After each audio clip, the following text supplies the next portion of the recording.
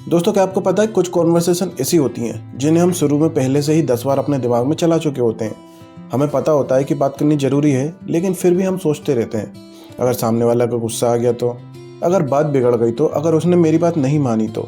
और आखिर में हम कॉन्वर्सेशन को ही टाल देते हैं। लेकिन इससे होता यह है कि प्रॉब्लम खत्म नहीं होती, बस अगले दिन के लिए टल जाती है। लेकिन कई बार एक मुश्किल कॉन्वर्सेशन से बचना उस कॉन्वर्सेशन को करने से ज़्यादा नुकसान देता है। असली प्रॉब्लम ये नहीं कि डिफ़िकल्ट कॉन्वर्सेशन मुश्किल क्यों होती है। प्रॉब्लम यह है कि अक्सर हम प्रॉब्लम को सुलझाने की बजाय अपने आप को साबित करने में लगे रहते हैं। क्योंकि जैसे ही हमें लगता है कि सामने वाला गलत है, हमारा माइंड उसकी बात को सुनने से ज़्यादा अपने पॉइंट को रखने पर फोकस करता है। फिर सामने वाला भी डिफेंसिव हो जाता है और कुछ ही मिनटों में बातचीत का मकसद भी बदल जाता है। इसलिए किसी भी डिफ़िकल्ट कॉन्वर्सेशन को हैंडल करने का पहला स्टेप है अपना गोल क्लियर करना। खुद से पूछो कि मैं ये बात क्यों नहीं करना चाहता।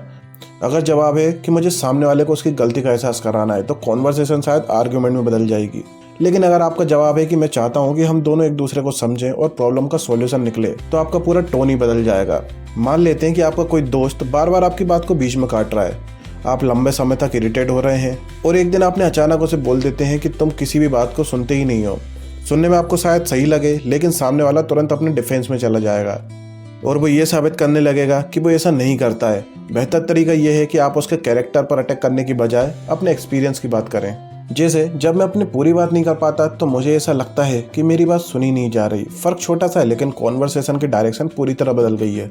और यही वजह है कि यू ऑलवेज और यू नेवर इन जैसे स्टेटमेंट अक्सर सिचुएशन को खराब कर देते हैं, क्योंकि सामने वाला पूरी प्रॉब्लम सुनने से पहले ही उस पर लगे हुए इल्जाम को गलत साबित करने में लग जाता है। और इसीलिए अपने एक्सपीरियंस पर बात करना ज़्यादा इफेक्टिव होता है।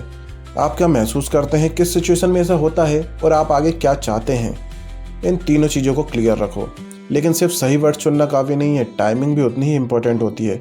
अगर सामने वाला पहले से एंग्री है और आप खुद इमोशनल हैं और दोनों में से कोई भी सुनने के मूड में नहीं है, तो उसी मोमेंट में बड़ी कॉन्वर्सेशन शुरू करना जरूरी नहीं है। कभी कभी 10 मिनट का ब्रेक पूरी बात का रिजल्ट बदल देता है। इसका मतलब प्रॉब्लम से भागना नहीं है, इसका मतलब है कि आप ऐसी सिचुएशन का इंतजार कर रहे हो जहां दोनों लोग रियलिटी में एक दूसरे को सुनने के लिए एग्री हों।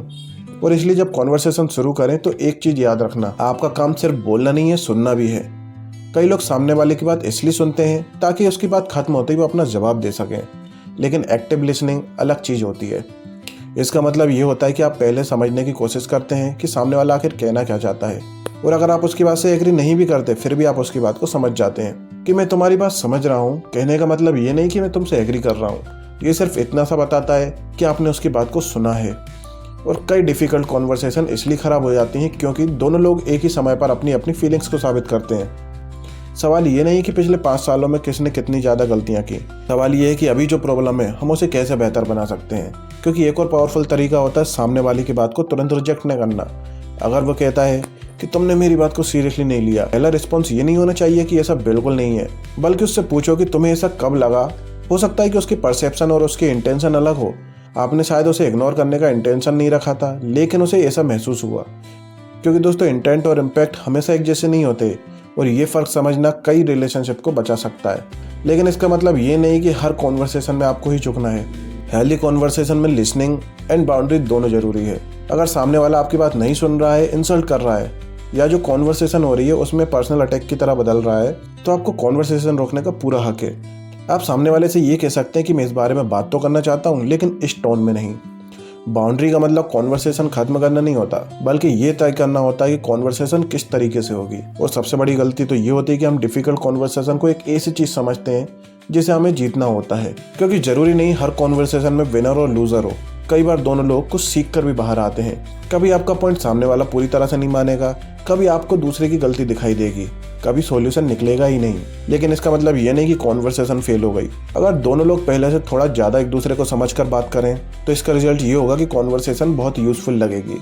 इसलिए अगली बार जब भी आपको किसी डिफ़िकल्ट कॉन्वर्सेशन पर डर लगे, तो पहले अपने माइंड में पूरी लड़ाई मत लड़ो। बस ये इमेजिन करो कि सामने वाला क्या गलत कर रहा है।